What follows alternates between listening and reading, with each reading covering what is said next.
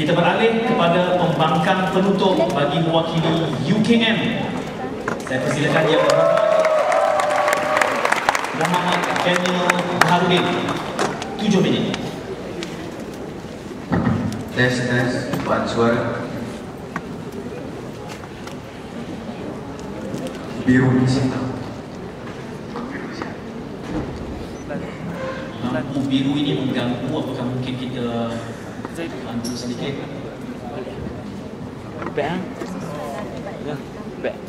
Bismillahirrahmanirrahim. Terima kasih Tuan Yang Dipertua-Dewan. Perwakilan kerajaan bertutup, pembangkang bertutup, seterusnya warga Dewan Persidangan sekalian, Assalamualaikum warahmatullahi wabarakatuh dan salam perdebatan. Hari ini usul membincangkan tentang Dewan ini akan memilik negarakan industri barangan kawalan. Secara lazimnya kami di perwakilan pembangkang kepada saudara dan saudari kekal membangkang usul Dewan ini tidak akan memilik negarakan industri barangan kawalan. Terlebih dahulu mari kita lihat apakah lanjutan kes yang telah dibawakan oleh perwakilan daripada USM. Datuk Azimah telah mengatakan bahawasanya kita perlu untuk menilai kepada punca masalah yang sebenar. Mengapakah kita perlu untuk memilih negarakan pada hari saudara dan saudari? Pertamanya mengatakan kepada kita bahawasanya tentang wujudnya pasaran gelap.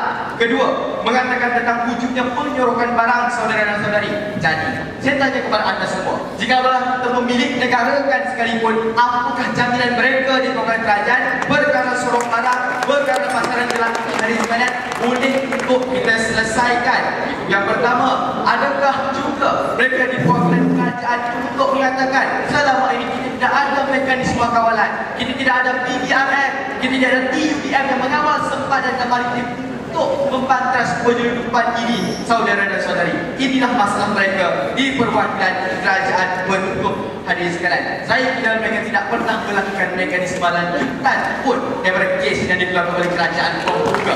Seterusnya, saudara dan saudari, mari kita lihat apakah siapakah dalam permasalahan perdebatan kita pada hari ini, yaitu Datuk Iqbal Rosli yang pandai menari. Hadirin sekalian, Datuk Iqbal telah berkata kepada kita bahawasanya masalah sebenar pada hari ini sekalian apabila daripada proses penularan awal kita perlu untuk menjaga perkara ini. Disebabkan itulah kita perlu untuk memilih negarakan dan dibincangkan kepada kita semua tentang industri pembinaan. Ini adalah masalah tidak tahu apa yang berlaku dalam keadaan semasa. Kenapa? Kerana mereka tidak pernah untuk menjelaskan kepada kita apakah status quo keadaan semasa pada hari ini. Untuk kita membincangkan tentang industri pembinaan, saudara dan saudari sekalian. Kerana hari sekalian perlu kita bincangkan untuk kita memilih negara ini, apakah keadaan pengguna, apakah kemampuan negara dan apakah jumlah-jumlah subsidi yang sudah kerajaan kita tawarkan kepada para pengguna pada hari ini, saudara dan saudari. Ini yang gagal untuk diketahui oleh Datuk Iqbal Rosli yang cuma tahu tentang pembinaan. Baiklah hadirin sekalian, kita lihat pula apa yang dikatakan oleh Datuk Izzat pada hari ini sekalian, hendak menjaga hak pengguna kerana mereka tidak boleh untuk membeli rumah. Saudara dan saudari, kes mereka adalah 290,000 rumah terbengkalai kerana tidak boleh untuk membeli barang mentah, dan contohnya Taman Idaman. Hadirin sekalian, benda ini atau hujah ini adalah hujah palsi. Kenapa? Perkara yang sebenarnya berlaku di Taman Idaman bukanlah disebabkan barang mentah tidak boleh dibeli. Kerana perkara pertama adalah pembekal atau pemaju tidak mengikut prosedur kami tanah negara pada hari ini. Mereka dikuatkan kerajaan membuka. Tabat tak bisa maksudnya perempuan.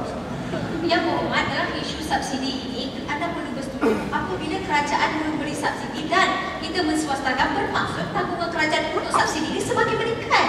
Saya setuju. Namun pada hari ini kita perlu lihat kalau kita memberi perkara ini, pertama yang asas adalah fokus kita pada pengguna. Sama ada perkara ini boleh betul dia sangat pengguna. Kerana kalau kita tidak akan subsidi pada hari sekalian, percayalah cukai akan meningkat. Saya akan tunjukkan kepada anda segi penggunaan selepas ini. Dan seterusnya hari sekalian, saya juga agak terkilat dengan pembangkang membuka pada hari saudara-saudari kerana mereka mahu untuk membincangkan tentang penswastaan. Namun mereka cuma menceritakan kepada kita mekanisme sedia ada yang telah kita laksanakan pada hari sekalian. Sebagai contohnya, untuk menghadirkan tekanan undang-undang, kita perlu untuk menggantung lesen, kita perlu untuk mensita premis dan sebagainya. Ini semua ada.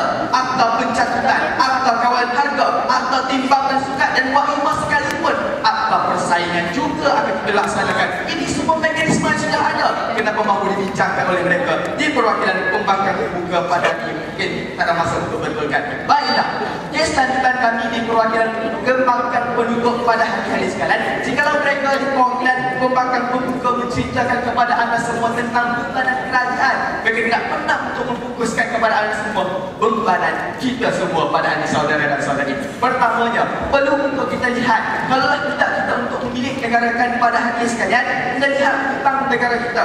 Pertamanya, hutang negara kita masih berada di kawasan yang terkawal, iaitu menurut Menteri Kewangan yang Tum dan Intermediate, kerana kita melakukan pinjaman domestik. Namun hari sekalian, yang menjadi masalah dan prihatinnya kami di Pembangkang Penduduk, dalam keadaan kita terkawal pada hari sekalian, bagaimanakah perkara ini boleh untuk menjejaskan kerajaan kita kalau kita memilih negarakan perkara hari sekalian? Disebabkan itulah kami tidak mahu memilih negarakan perkara industri barangan kawalan ini. Saya akan berikan contoh negara-negara yang pernah melakukan memilih negarakan. Pertamanya hari sekalian, negara yang pernah melakukan memilih negarakan ini seperti di Zimbabwe, industri minyak di Venezuela. Hari sekalian, dua negara ini mempunyai sektor dan ekonomi yang kukuh dan industri yang lebih besar berbanding negara kita.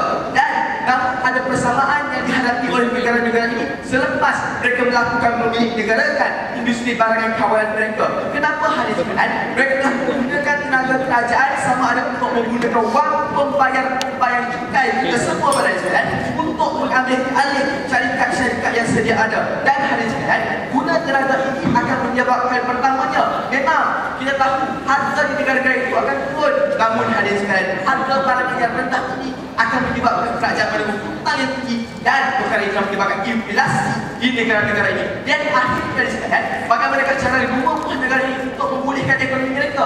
Mereka perlu untuk meningkatkan cukai. Dan perkara ini menyebabkan kita sebagai pengguna perlu untuk membayar cukai yang tinggi.